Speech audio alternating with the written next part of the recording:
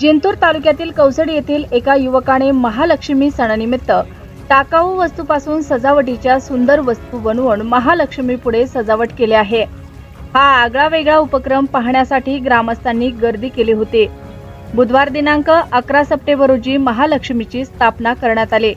या निमित्ताने शिवानंद गिरगावकर या युवकाने आपल्या घरी महालक्ष्मीची स्थापना केली असून 15 बाय 35 च्या जागेत महालक्ष्मी समोर टाकाऊ वस्तूपासून विविध प्रकारच्या वस्तू बनवून सजावट केली आहे।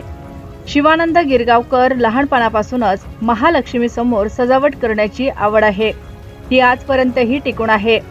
त्यांनी यावर्षी टाकाऊ वस्तूपासून वट सावित्री पौर्णिमेचा देखावा, फुगडी खेळणाऱ्या मुलींचा देखावा, पाण्याचे कारंजे, पाण्यातील मोठ, बोर मशीनही नवीन केले आहे।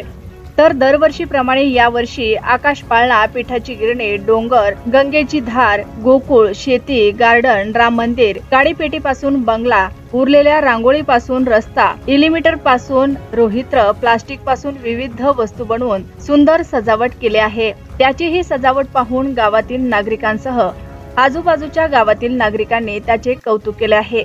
ही सजावट करण्यासाठी त्यांना 2 दिवस लागले असून त्यांची पत्नी सौ जयश्री गिरगावकर यांनी त्यांना मदत केली आहे। शिवानंद गोविंदप्पा गिरगावकर, राहणार कौसडी। मला महालक्ष्मीची फार आवड आहे। यंदा आम्ही नवीन बनविलेलं आहे, गेल्या वर्षीपेक्षा 4 वस्तू।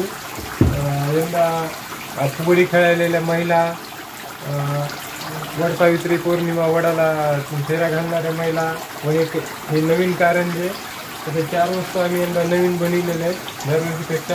आणि मला महालक्ष्मीचं डेकोरेशन करायला फार आवडते। मी गेल्या अनेक 96-97 पासून महालक्ष्मी डेकोरेशन करतो। आमच्याकडे सगळं आता टाकाऊ वस्तूपासून बनवलेलं असते।